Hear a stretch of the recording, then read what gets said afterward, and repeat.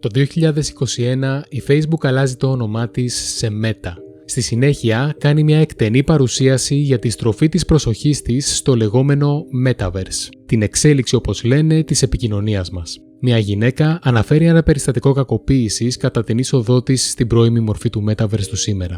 Άνθρωποι και εταιρείες αγοράζουν ψηφιακή γη με πραγματικά χρήματα μέσα στο Metaverse. Τι είναι όμως τελικά το Metaverse? Από την παρουσίαση της Facebook, από όπου αναζωπυρώθηκε το ενδιαφέρον, φαίνεται πως το Metaverse είναι η εξέλιξη του ίντερνετ. Το Metaverse θα έχει ψηφιακά δωμάτια για χώρους εργασίας όπου θα μπορούμε να κάνουμε meetings από την άνεση του σπιτιού μας, ενώ παράλληλα θα διατηρούμε την προσωπική επαφή με τους συνεργάτες μας. Θα έχει χώρους εικονικής πραγματικότητας που θα μπορούμε να παίξουμε παιχνίδια μόνοι ή με φίλους, θα μπορούμε να φέρουμε πράγματα του πραγματικού κόσμου μέσα στο Metaverse με συστήματα επαυξημένης πραγματικότητας και φαίνεται πως θα υπάρχει ένας ολόκληρος ψηφιακός κόσμος με απεριόριστες δυνατότητες. Φαίνεται πως το ίντερνετ σε λίγα χρόνια θα αλλάξει μορφή και αντί να πλοηγούμαστε μέσα σε αυτό από τον υπολογιστή ή το κινητό μας, θα μπορούμε να μπαίνουμε μέσα σε αυτό. Όμως έχω την αίσθηση ότι τα πράγματα δεν είναι και δεν θα είναι ακριβώς έτσι.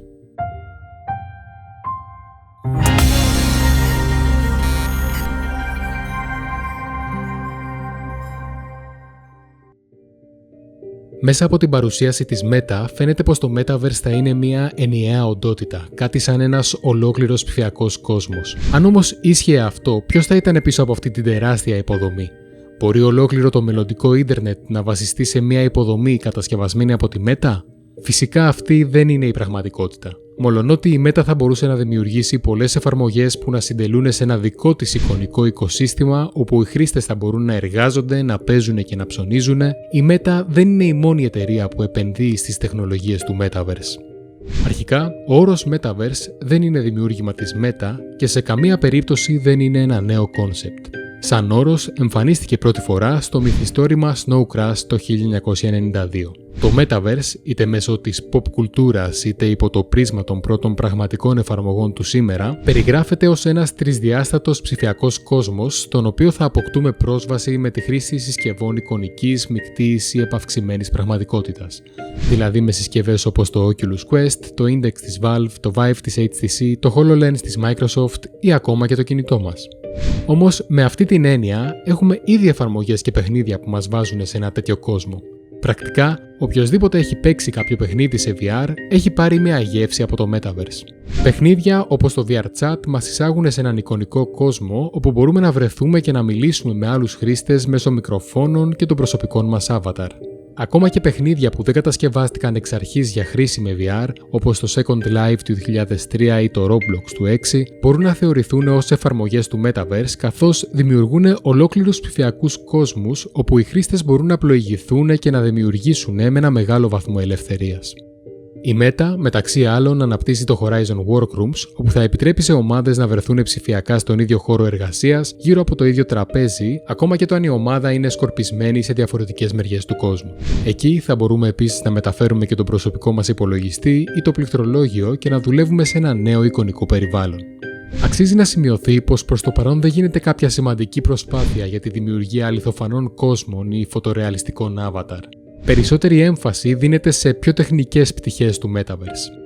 Η Meta, για παράδειγμα, προσπαθεί να εξελίξει την τεχνολογία του τρισδιάστατου ήχου, την ικανότητα δηλαδή να μπορούμε μέσα από τα ακουστικά μας να αναγνωρίσουμε την κατεύθυνση και την απόσταση της πηγής κάποιου ήχου. Ένα ομολογουμένως πολύ χρήσιμο χαρακτηριστικό σε έναν τρισδιάστατο εικονικό κόσμο. Μεγάλη έμφαση έχουν δώσει επίσης την οπτική επαφή μεταξύ των συνομιλητών. Ένα κλασικό πρόβλημα στις βιντεοκλήσεις σήμερα είναι ότι όταν κοιτάμε την κάμερα δεν μπορούμε να δούμε τον συνομιλητή μας και όταν κοιτάμε την οθόνη μας κοιτάμε μόνο τον εαυτό μας. Ενώ πως φαίνεται να κοιτάμε πιο χαμηλά και όχι στα μάτια του συνομιλητή. Ενώ λοιπόν φαίνεται ότι μπορούμε να κάνουμε σχεδόν τα πάντα μέσα σε κάποιο Metaverse, αυτό σε καμία περίπτωση δεν δημιουργεί ένα ολοκληρωμένο κόσμο. Μιλάμε και πάλι για μεμονωμένες εφαρμογές. Το βασικό πρόβλημα είναι η αλληλεπίδραση όλων αυτών των εφαρμογών. Προς το παρόν δεν υπάρχει και πιθανότατα δεν θα υπάρξει κάποιος τρόπος στο άμεσο μέλλον ώστε όλες οι εφαρμογές του Metaverse να είναι συμβατές μεταξύ τους. Όπως σήμερα χρειαζόμαστε ένα διαφορετικό λογαριασμό για την πρόσβασή μας σε κάθε εφαρμογή, το ίδιο συμβαίνει και με τις εφαρμογές του Metaverse. Κάθε εφαρμογή χρειάζεται το δικό της λογαριασμό και σε κάθε εφαρμογή θα πρέπει να δημιουργούμε ένα νέο avatar, δηλαδή κατ' επέκταση μια νέα μορφή του ψηφιακού εαυτού μας. Και ενώ μπορεί να είναι θεμιτό να έχουμε την ελευθερία να δημιουργούμε διαφορετικές εκδοχές του εαυτού μας με βάση τις προτιμήσεις μας, στην πραγματικότητα θα πρέπει να επιλέγουμε σε ποια εφαρμογή θα επενδύουμε περισσότερο. Μπορεί για παράδειγμα να αφιερώνω χρόνο και ίσως και χρήματα για να διαμορφώσω την εμφάνιση και τα ρούχα του ψηφιακού εαυτού μου στο Horizon Worlds και ίσως και να αγοράσω ένα εντυπωσιακό σπίτι, αλλά όπως είναι λογικό, αυτά τα χαρακτηριστικά δεν υπάρχουν και δεν σημαίνουν τίποτα σε κάποια άλλη εφαρμογή. Εδώ έρχεται και η τεχνολογία του blockchain να δέσει με το Metaverse. Πάνω στο hype των κρυπτονομισμάτων και του Metaverse δημιουργήθηκε η έννοια των Crypto Metaverses, δηλαδή πλατφόρμες Metaverse που στηρίζονται πάνω σε κάποια blockchain. Για παράδειγμα, η πλατφόρμα Decentraland έχει το δικό της κρυπτονόμισμα με το όνομα Mana και βασίζεται στην blockchain του Ethereum. Αντίστοιχα δημοφιλείς πλατφόρμες είναι το Hyperverse και το Sandbox. Η αλήθεια είναι πως η χρήση της blockchain και των κρυπτονομισμάτων σε ένα ψηφιακό κόσμο βγάζει απόλυτο νόημα. Όπως γίνεται σε πολλές εφαρμογές ή παιχνίδια, είναι πολύ πιθανό μέσα στο Metaverse να προσφέρονται ψηφιακά αγαθά ή υπηρεσίες ή να γίνονται αγοραπολισίες μεταξύ των χρηστών. Με τη χρήση της blockchain τεχνολογίας έχουμε ενσωματωμένη μια 100% ψηφιακή και αρκετά ασφαλή μέθοδο αποκεντρωμένων συναλλαγών. Εντός του Metaverse αποκτά επίσης νόημα η χρήση των NFTs. Ενώ στον πραγματικό μας κόσμο η απόδειξη της κατοχής κάποιου ψηφιακού αγαθού με τη μορφή NFT έχει κυρίως συλλεκτικό χαρακτήρα, μέσα στο Metaverse όλα τα αγαθά είναι ψηφιακά και η ιδιοκτησία οποιοδήποτε ψηφιακού αγαθού μπορεί να τεκμηριώνεται και να καταγράφεται σαν NFT. Αυτό που δεν βγάζει νόημα στο μυαλό μου είναι η αγοραπολισία ψηφιακής γης και η μεγάλη επένδυση σε αγαθά μέσα σε ένα Metaverse.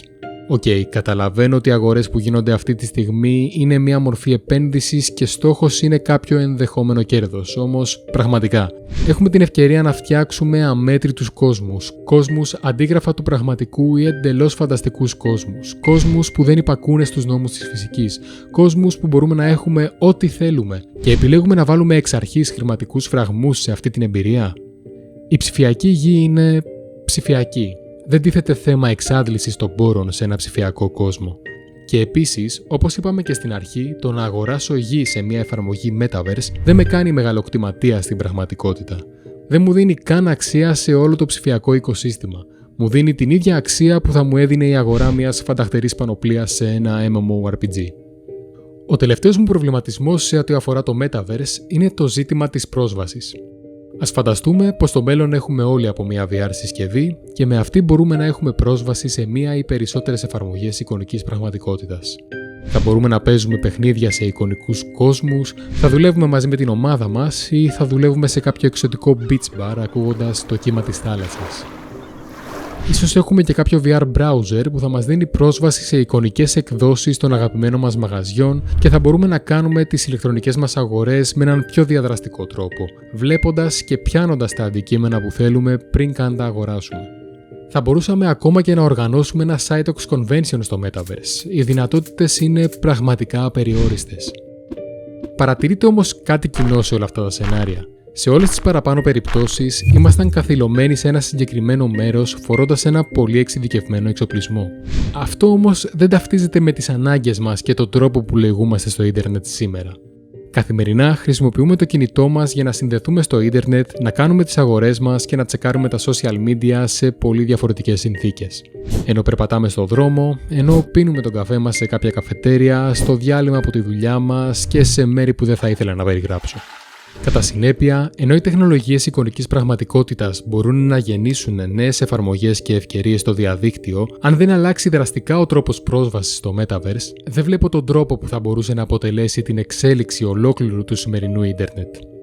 Επίσης, μπορεί αυτό να φαίνεται εντυπωσιακό, αλλά το να φοράς αυτή τη συσκευή για 8 ώρες τη μέρα σίγουρα δεν είναι και η πιο ευχάριστη εμπειρία.